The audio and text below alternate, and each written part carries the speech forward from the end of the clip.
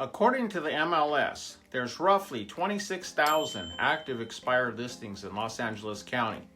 If you're trying to sell a home in LA, you may be wondering why it's not selling. And you're definitely not alone. Right now, homes are sitting longer and sellers are getting very frustrated.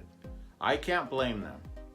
So, in today's video, I'm going to break down 3 tips for pre-expired sellers, the reason why your home isn't selling, and what you can do to fix it.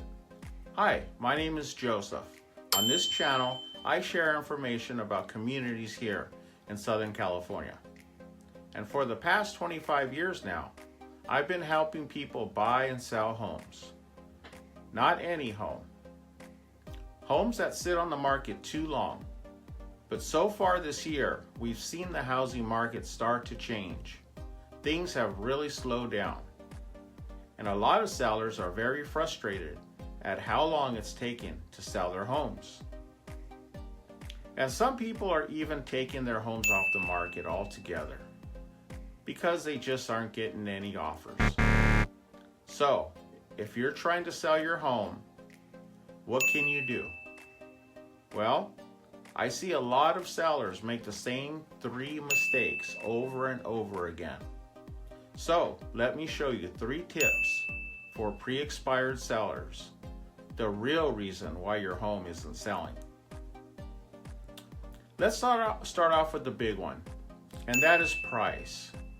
Now, just a few years ago, you could price a home high and still get multiple offers. But in today's market, buyers are much more cautious and smarter. Prices have flattened out and even dropped in some areas. And buyers aren't willing to overpay for a home right now. Interest rates are relatively high, and consumer prices are also overpriced. And even if you're priced just $10,000 or $20,000 too high, you're going to run the risk of scaring buyers away, especially if there are better priced homes on the market. To find out the value of your home, you have to look at how much similar homes are selling for, and not last year or from 2 years ago. You have to look at the numbers from homes that sold in the last 3 months.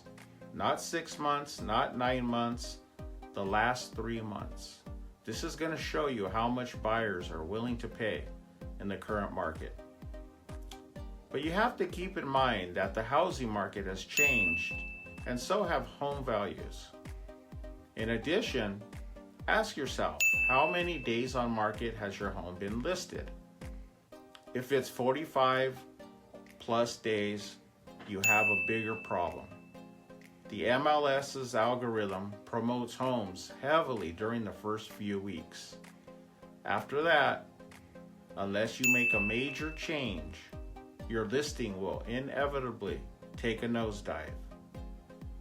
The algorithm promotes newer listings. That's why. Tip number 2, presentation. Okay, the next mistake I see buyers make is presentation.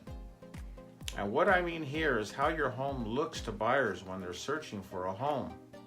And this includes things like photos of your home, the curb appeal of the front of your home, the first impression people get when they walk through your front door, and the overall condition of your home. And keep in mind, buyers today see a lot of homes online before they ever decide to come out and visit in person. And if your home doesn't stand out from other homes for sale, there's a really good chance they're going to just keep scrolling to the next one. So, make sure you're using high quality photos. And if you can consider staging your home, especially the key rooms, like the living room, bathrooms, and the primary bedroom. And yes, even the 55 and older communities. These things still matter, and they go a long way in making a great first impression. Tip number 3, limited access.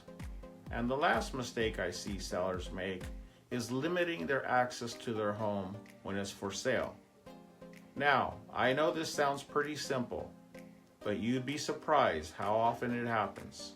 But here's the reality. If buyers can't get in to see your home, they're simply not going to buy it. And I've seen homes sit on the market for months simply because showings were limited. And in some cases, the seller only allowed showings on weekends. And other times, they simply took too long to call back to approve a showing when an agent called and wanted to show their home. But if you limit the showings, here's what's going to happen.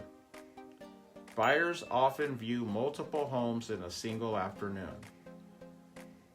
So, if your home isn't available or it takes too long to confirm an appointment, they'll just move on to the next home on the list. And if scheduling an appointment becomes too difficult, many agents will just cross it off on their list and skip it. And this is especially true now that we have more homes for sale. And every time a buyer doesn't get in to see your home, it's a missed opportunity to sell it. And you just don't want this to happen. So, if selling is truly your goal, I encourage you to make your home as easy to show as possible. And I know it can be inconvenient, but allowing access to your home could be the difference between getting an offer right away or your home sitting on the market for months. So, if you're trying to sell a home in this market, remember these 3 things. You have to price it correctly, you need a strong presentation, and you have to make your home available for buyers to see it. And if you do these 3 things, you'll definitely increase your chances of getting your home sold. But if you have any specific questions about your own situation, I'd love to try and help. Now, I live here in Cerritos, and I specialize in helping people buy and sell homes here. And I'll do everything I can to help you get things figured out in this changing real estate market.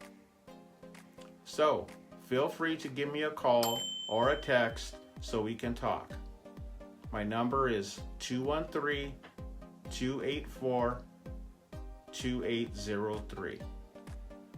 And if you're not quite ready yet, that's okay. Now, thanks again for watching, and I'll see you in the next video.